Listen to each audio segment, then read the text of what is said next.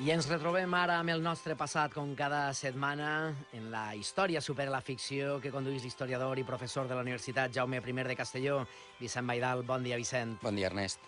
Conta'ns, avui de què parlarem? La història també superarà la ficció amb el que ens portes avui? I tant, avui duc una història que pareix que sigui una novel·la, però és ben real. Digues, de què es tracta? Doncs ara mateix, en acabar la secció, me n'aniré cap a Prades, al sud de Catalunya, propet de Reus, per a donar una conferència en unes jornades sobre el personatge històric protagonista dels versos medievals que sentirem a continuació.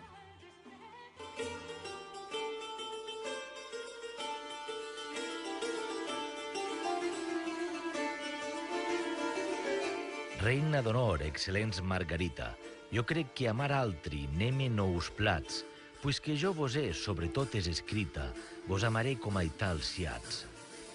Vicent, qui era la Margarida de la qual parla este poema tan bell i suggerent? Doncs són uns versos fets pel valencià Jordi de Sant Jordi a començaments del segle XV i fan referència a la reina Margarida de Prades, que va ser l'esposa de Martí l'Humà durant els darrers mesos de la vida del monarca entre els anys 1409 i 1410. I quina és la seva importància històrica? Per què li dediquen unes jornades?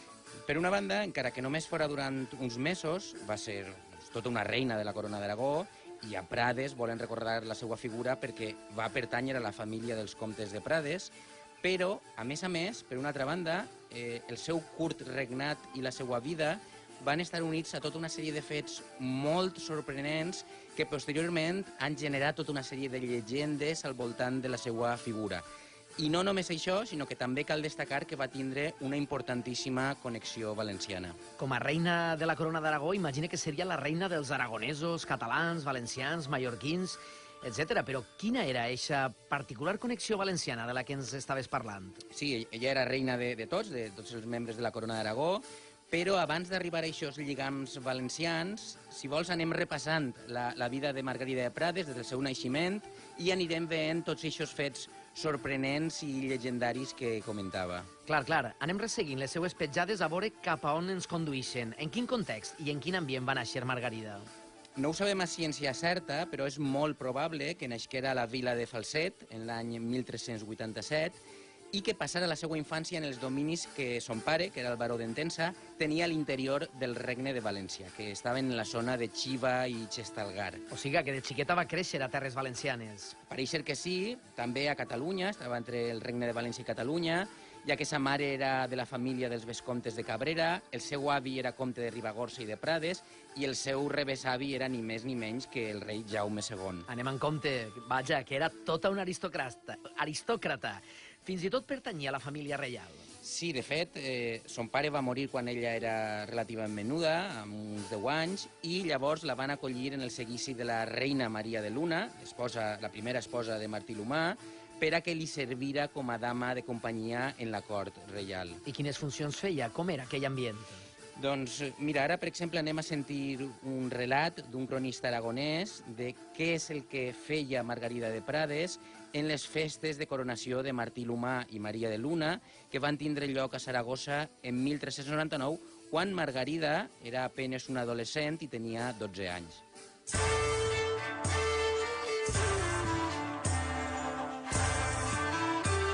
A este mismo tiempo que el rey y los demás comían en el gran patio de la aljafería, comió la reina en la sala que decían de la chimenea, que estaba en el aposento de los mármoles. Y comieron con ella, en su misma mesa, el obispo de Valencia a su derecha y la reina de Nápoles a su izquierda, y la condesa de Luna, madre de la reina, y con ellas dos doncellas de sangre real, doña Juana y doña Margarita de Prades, que habían peinado los largos cabellos de la reina desprovistos de diademas, velos y otros ornamentos acostumbrados. Bàsicament, Vicent s'encarregava de l'aspecte de la reina, no? De la seva aparença. Sí, era una de les seues funcions. També vestir-la, aconsellar-la, acompanyar-la, adular-la també. I, com hem sentit en la crònica, era una de les dos principals dames de la reina, i això tenia una important assignació salarial, i encara que era una adolescent, tenia al seu servici també un escuder, una cambrera, és a dir, que tenia un lloc important dins de la cort. Increïble. Quant de temps va estar servint la reina? Va estar una part important de la seva vida?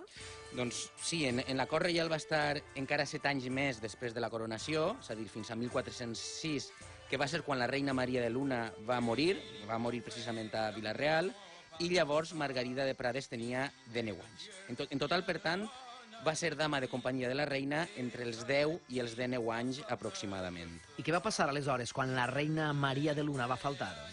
Doncs el rei Martí l'Humà va quedar viudo i Margarida, com ja no podia estar en la cort de Maria de Luna perquè havia faltat, doncs va tornar als dominis familiars de Prades, al castell de Falset, a Catalunya, fins que va passar una cosa que de sobte, de colpa repent, la va fer reina a ella mateixa. Què va succeir? Ens estàs deixant expectants. Per què Margarida de Prades va acabar sent reina?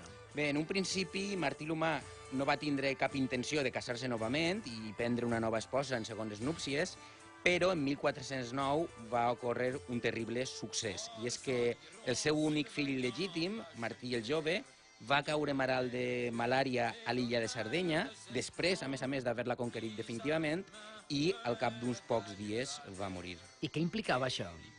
Doncs això significava que el rei quedava sense descendència directa, no tenia més fills legítims, i a més, sense dona, perquè era viudo. I això obria una crisi successòria sense precedents en la corona d'Aragó, ja que a la seva mort, quan Martí l'Humà morira, la corona hauria de passar a un altre llinatge, a una altra família. Crec que vaig entenent-ho. Va ser aleshores quan el rei va decidir casar-se amb Margarida de Prades. Correcte. Ell en principi no tenia moltes ganes, però el van pressionar per part de tots els estaments polítics de la corona per a que es casara novament. Evidentment, ell també va entendre la urgència i van intentar que tinguera descendència com més prompte millor. I llavors el rei va triar com a nova esposa doncs, aquella adolescent que tantes vegades havia vist com a fidel servidora de la seva difunta esposa i que llavors, en aquells moments, ja era una jove de 22 anys. Hi hauria una diferència d'edat important, suposo. Sí, Martí l'Humà tenia 53 anys, que era una edat un poc avançada en època medieval, i, per tant, tenia fins a 31 anys més que ella. S'havia de mantenir el llinatge, no? Però què va passar? Com va anar la cosa? Com va anar el matrimoni? En primer lloc, cal dir que van fer una boda molt ràpida i relativament modesta a Barcelona per a ser uns reis, ja que l'objectiu principal era posar-se a intentar tindre fills, però, al mateix temps, la boda reial la va oficiar Bonifaci Ferrer, que era el prior de la Cartoixa de Valldecrits d'Altura i germà de Sant Vicent Ferrer. Una altra connexió valenciana. Sí, una altra connexió, no només això, sinó que Sant Vicent Ferrer va fer el sermó de la missa i, a més, el papa Luna, Benet XIII, va beneir el rei i la reina en la mateixa cerimònia.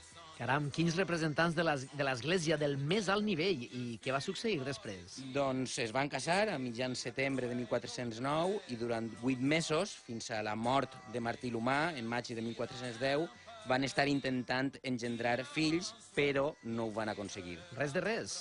Res de res. I això que van intentar de tot, segons conten els cronistes, com, per exemple, també ens relata l'aragonès Jerónimo Zurita, que explica el que sentirem a continuació.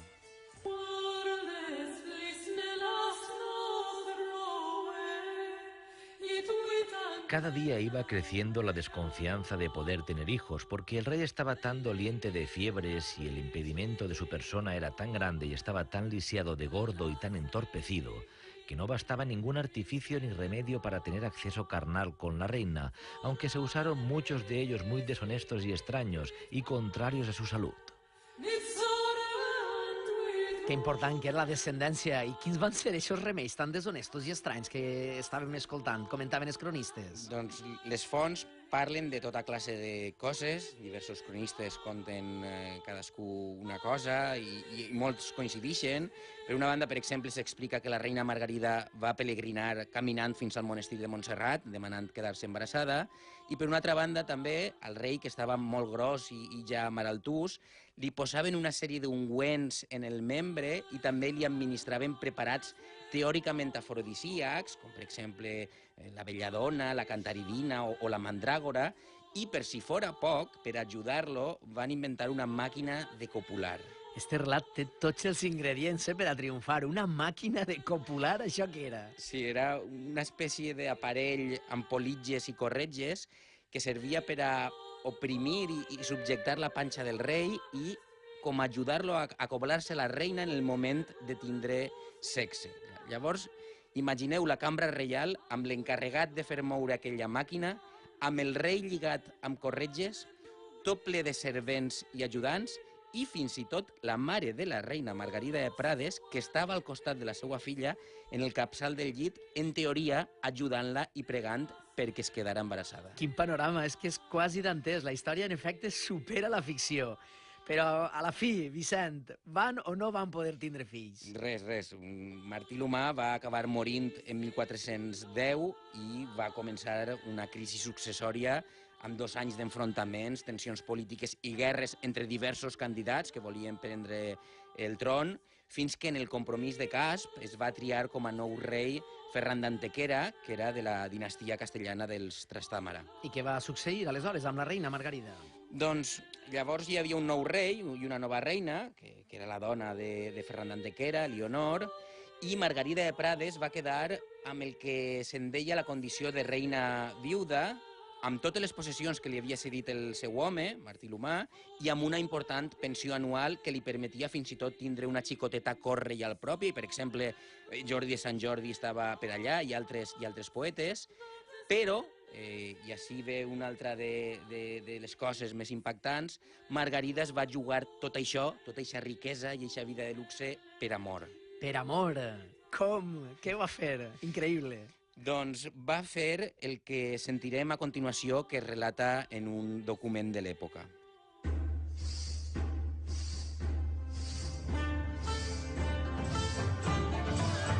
Jo, Joan de Vilaragut, done el meu cos a vos, dona Margarida per lleial marit, i prenc el vostre per lleial muller segons que per Déu és ordenat i la Santa Església ho confirma. Per tal que la dita excel·lent dona Margarida no perda el nom ni l'estat de reina, font deliberat entre aquells que lo dit matrimoni es tingués molt en secret. Llavors, si estic entenent bé, es va casar en secret amb un altre home. Sí, en 1414 va passar un parell de mesos a Morella, acompanyant la seva germana, i allà va conèixer el valencià Joan de Vilaragut, que no era un gran aristòcrata, sinó un cavaller, diguem-ne, mitjà, però es van enamorar i per tal que ella no perdera la condició de reina viuda, amb els béns i la pensió corresponents, doncs van decidir casar-se en secret. Esta reina Margarida és intel·ligent, eh? Sí. Però vull saber en què consistia això de casar-se en secret. Era un tipus de cerimònia reconeguda per l'Església, com una boda normal, amb un contracte entre particulars, però que no es feia públic ni en públic, encara que sí que hi havia una sèrie de testimonis, i en el cas de Margarida de Prades i Joan de Vilaragut es va casar un sacerdot del seguici del bisbe de València a la ciutat de València en l'any 1415. I la pregunta del milió ara és, van aconseguir mantindre el secret? Doncs el van mantindre un temps, durant uns 5 anys, i fins i tot amb un embaràs pel mig. Com? Margarida sí que va poder tindre un fill o una filla. Sí, ara sí. Margarida es va quedar embarassada pràcticament de seguida, i per amagar l'embaràs i que ningú se n'assabentara d'aquell matrimoni, doncs per una banda estava sempre en llocs molt allunyats d'on estiguera el rei i per una altra banda va passar tot un seguit de mesos pràcticament reclosa, sense ser vista, mig amagada en diversos castells i ciutats. Vicent, no va necessitar de màquina, en fi. Sí. I va tindre el fill finalment? Doncs sí, el xiquet va néixer, va ser un xiquet que va néixer a Perpinyà en 1416. Li van posar Joan Jeroni de nom, però no el van criar ells, sinó que van decidir donar-lo en principi a una família de Barcelona per a que el cuidaren i, de fet, ells anaven a visitar-lo sovint, però sense dir-li en cap moment que eren els seus verdaders pares. I què va passar, finalment? El xiquet va saber en algun moment qui eren els seus pares? Doncs, en primer lloc, el que va passar és que en 1420 es va descobrir el pastís del matrimoni. Tenia que passar. Sí, el nou rei, que ja era un altre, era Alfons el Magnànim, va saber que Margarida s'havia casat en secret i li ho va llevar tot, les possessions, els diners, les residències, etc.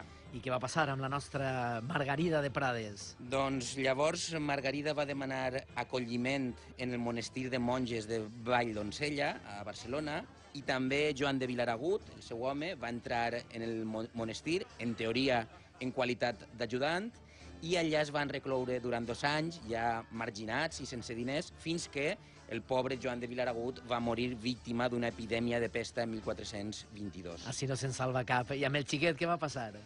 En aquells moments, que Margarida s'havia tornat a quedar viuda, ara amb 34 anys, estava en la pobresa i va decidir donar el xiquet ara a l'abat del monestir cistercenc de Santes Creus, un monestir molt important, i l'abat el va fer monjo, el xiquet, i el va criar entre diversos centres de l'orde, per exemple, a Poblet, Montblanc, també per ací, a Alzira, a Valldigna, a Tous, a Gandia, etc. I com sabem nosaltres tot això, si el mateix xiquet no n'era conscient? Perquè, novament, sempre passa el mateix. La veritat acaba eixint a la llum i el pastís també es va descobrir en aquest cas. Conta'ns, què va passar? Per una banda, Margarida es va traslladar a un altre monestir, a Bonrepòs, prop de Prades, i va estar allà fins que va morir en 1429. I per una altra banda, poc després de la seva mort, de la mort de Margarida, el seu fill Joan Jeroni, que llavors tenia 15 anys, l'abat de Santes Creus li ho va contar tot en el llit de mort. És a dir, quan l'abat estava morint-se, va convocar al xic i li va explicar que son pare era el cavaller valencià Joan de Vilaragut i que sa mare ni més ni menys que era la reina viuda Margarida de Prades. Està recordant-me a molts capítols d'algunes sèries com Juego de Tronos o, en fi, o grans pel·lículons i dramons. Certament, Vicent, la història supera la ficció. Què novel·la és tot això? Què va ocórrer llavors? Què va fer el xic en saber la veritat? Doncs el primer que va fer va ser vindre a València a conèixer els familiars que tenia per part del pare i després va marxar a Roma per tal d'aconseguir del papa això que sentirem a continuació.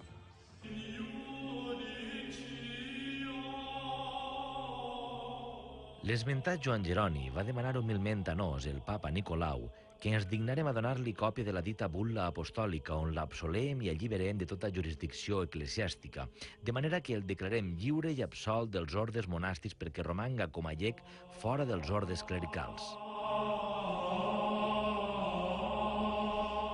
És a dir, que se'n va eixir de l'església, va deixar de ser monjo. En efecte, i no només això, sinó que de fet va aconseguir que el nomenaren cavaller del Regne de València, va entrar al servici d'Alfons el Magnànim i fins i tot va lluitar en les guerres de Nàpols i Sicília. Allà es va instal·lar, es va casar amb una noble siciliana i va viure com a conseller del monarca fins que finalment, en 1452, va morir a la ciutat de Palerm. Tremenda la història. Almenys ell va poder aprofitar la seva ascendència familiar finalment, després que els seus pares ho hagueren passat tan malament.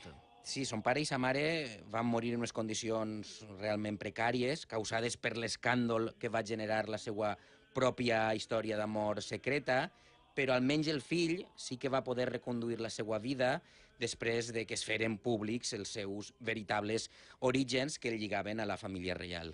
Una passada d'història, Vicent. Moltes gràcies per recuperar-la, per haver-nos-la contat.